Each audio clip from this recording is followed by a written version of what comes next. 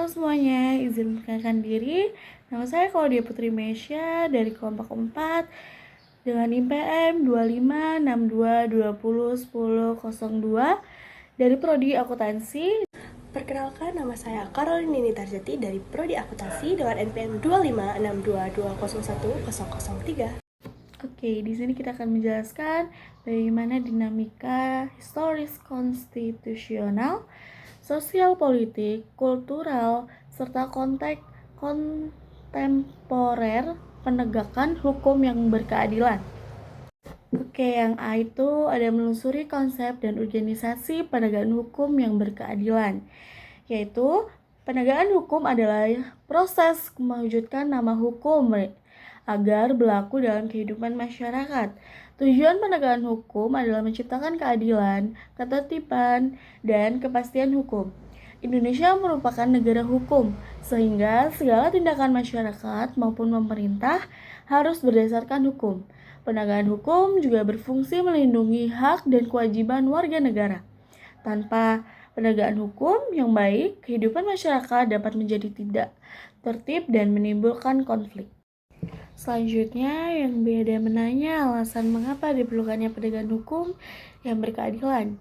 Penegakan hukum diperlukannya untuk menjamin keadilan bagi seluruh masyarakat.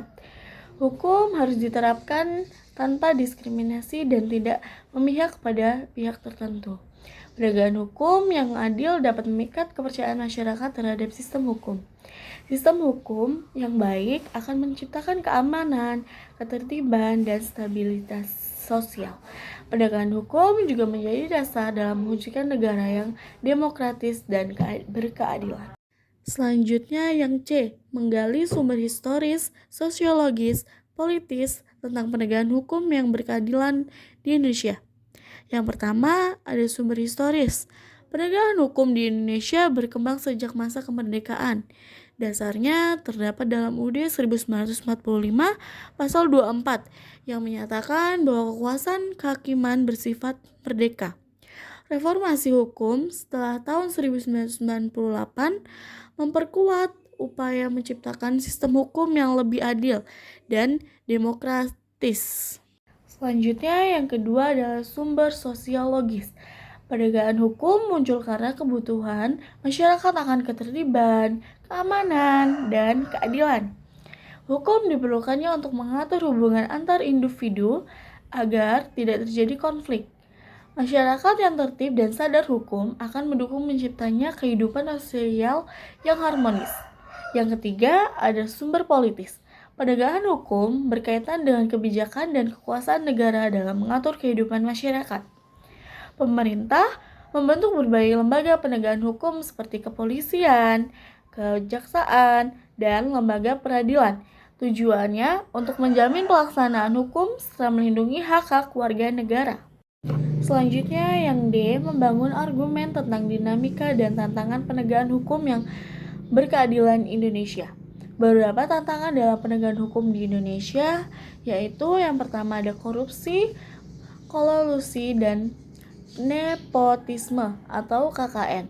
Yang kedua ada praktik suap dalam proses hukum.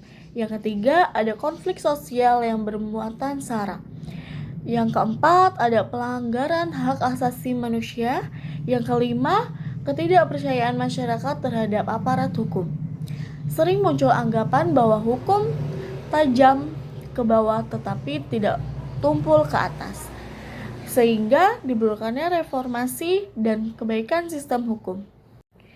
Selanjutnya yaitu yang E, mendeskripsikan esensi dan organisasi penegakan hukum yang berkeadilan Indonesia. Beberapa lembaga yang berperan dalam penegakan hukum yaitu ada yang pertama yaitu kepolisian, melakukan penyelidikan dan penyidikan terhadap tindak pidana.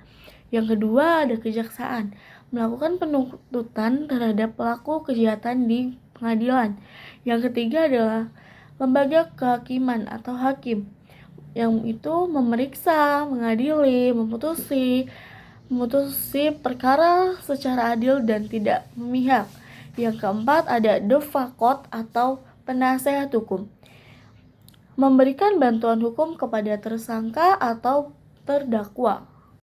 Selanjutnya ada kesimpulan, yaitu penegakan hukum merupakan upaya yang mewujudkan aturan hukum agar dapat diterapkan secara nyata dalam kehidupan masyarakat. Sebagai negara hukum, Indonesia menempatkan hukum sebagai dasar dalam penyelenggaraan kehidupan berbangsa dan bernegara. Penegakan hukum dilakukan oleh berbagai lembaga seperti kepolisian, kejaksaan, dan lembaga peradilan yang memiliki peran masing-masing. Dalam praktiknya, penegakan hukum di Indonesia masih menghadapi berbagai tantangan seperti korupsi, praktik suap, konflik sosial, dan rendahnya kepercayaan masyarakat terhadap aparat hukum. Oleh karena itu, diperlukannya penegakan hukum yang adil, transparan, dan tidak memihak agar terciptanya keadilan dan ketertiban dalam bermasyarakat. Bagaimana dinamika historis dan urgensi wawasan Nusantara sebagai konsepsi dan pandangan kolektif kebangsaan Indonesia dalam konteks pergaulan dunia? A. Menelusuri konsep dan urgensi wawasan Nusantara. Wawasan Nusantara merupakan cara pandang bangsa Indonesia terhadap diri dan lingkungannya sebagai satu kesatuan dalam kehidupan berbangsa dan bernegara. Secara etimologis, wawasan berarti cara pandang atau cara melihat. Nusantara berasal dari kata nusa yang berarti pulau dan antara di antara. Dengan demikian, Nusantara menggambarkan wilayah kepulauan yang berada di antara dua benua dan dua samudra.